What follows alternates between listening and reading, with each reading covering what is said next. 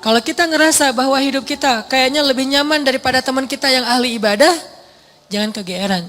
Jangan-jangan kita sedang diberikan nikmat biasa, sedangkan dia diberikan nikmat yang luar biasa. Apa nikmat luar biasa? Kenapa dia miskin terus? Karena Allah pengen dekat sama dia. Mungkin dengan miskin dia sering berdoa. Dengan dia sakit dia sering berdoa. Dengan dia dapat masalah terus dia sering berdoa. Sedangkan kita ketika dikasih solusi ke lapangan rezeki jarang berdoa. Ibadahnya nggak getol. Kita dikasih nikmat, dia dikasih nikmat. Tapi siapa yang lebih istimewa? Jangan-jangan dia lebih istimewa justru dengan kemiskinannya, dengan sakitnya, dengan masalahnya. Ini yang dirasakan oleh Abdurrahman bin Auf, teman-teman. Ketika Abdurrahman bin Auf dihidangkan makanan yang sangat banyak oleh istri-istrinya, Abdurrahman malah nangis, bayangin. Jadi dikasih satu buffet, makanannya semuanya ada dessert, appetizer, main course kayak gitu semuanya lengkap. Pas dilihat sama Abdurrahman, nangis. Kalau kita ngeliat itu nangis karena nggak pernah makan seenak itu gitu ya.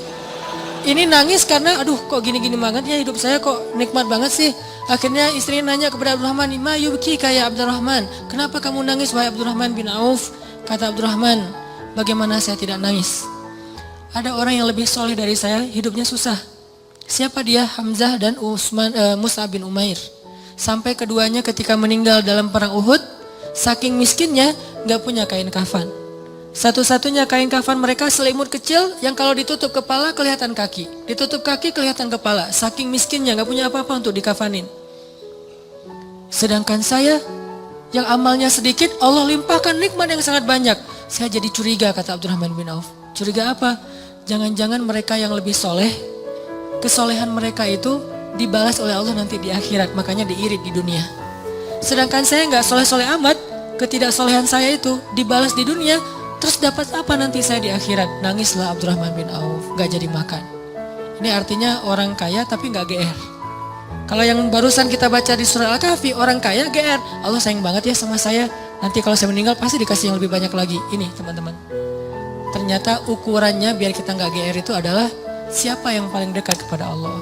Kalau ada orang kaya dengan kekayaannya rajin sedekah, kita harus acungkan jempol. Oh berarti dia dengan kekayaan itu makin soleh. Kalau kita dengan kekayaan rajin sedekah, rajin bantu orang lain, mudah-mudahan kita husnuzon di sini. Tapi kalau dengan kekayaan kita jadi lalai, jangan kegeeran. Di sini bukan bab husnuzon, tapi bab introspeksi diri. Jangan-jangan kita kena istijraj level 1 walaupun belum level 7. Kan biasanya kalau kita ngomongin tentang nikmat identik dengan syukur ya.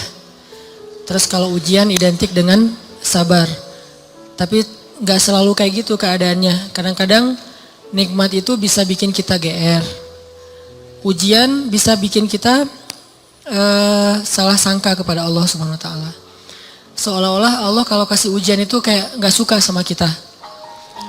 Padahal kadang Allah kalau kasih ujian itu tandanya masih perhatian sama kita. Kenapa atuh perhatiannya ngasih ujian? Bisa banyak banget alasannya, bisa pengen ngapusin dosa-dosa kita. Bisa pengen ngangkat derajat kita walaupun kita nggak usah terlalu kegeeran ke sana, minimal menghapus dosa-dosa ya. Bisa juga emang mungkin hanya dengan cara dikasih ujian kita rajin beribadah. Dan itu kita banget kayaknya tuh.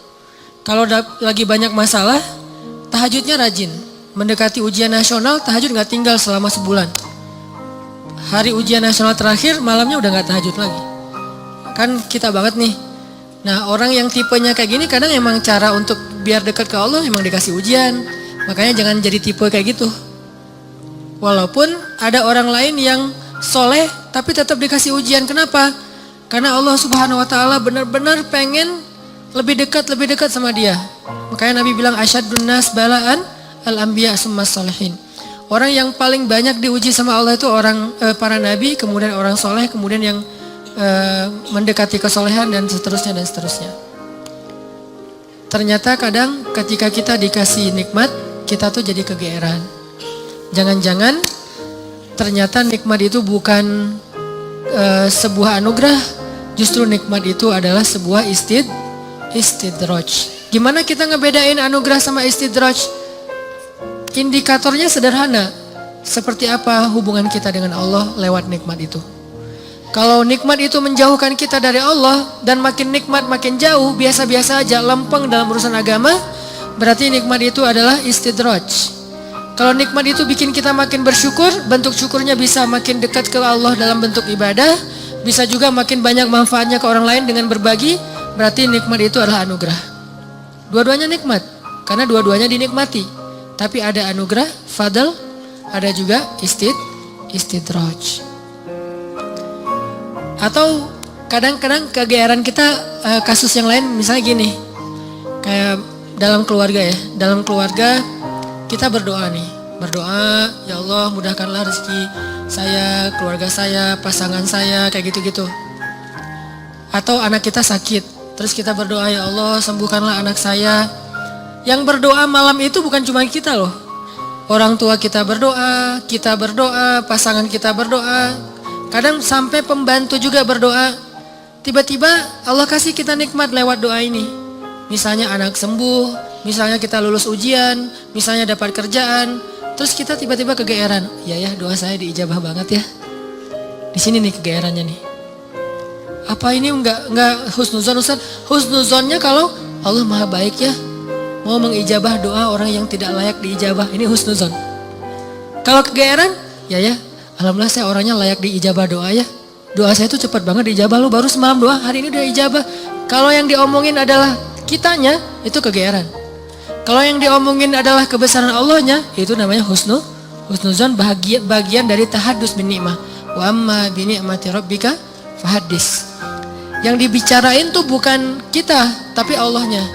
Atau kalau mau lebih nggak GR lagi, kita berhusnuzonnya bukan cuman ke Allah. Allah maha baik plus, oh ini kayaknya ada doa di dalam keluarga saya nih yang diijabah oleh Allah. Bisa doa ibu, bisa doa ayah, bisa doa pasangan, bisa doa bahkan pembantu yang kita nggak tahu diam-diam dia mendoakan kita. Jadi bukan kitanya yang hebat, yang keren, yang soleh, tapi ada orang lain di sekeliling kita yang soleh kemudian mendoakan sehingga memudahkan urusan kita. Sama kayak dalam dakwah, misalnya saya dengan teman-teman bikin pemuda hijrah nih. Pemuda hijrah ini dulu taklimnya 3 tahun yang lalu paling banyak cuma 30 orang.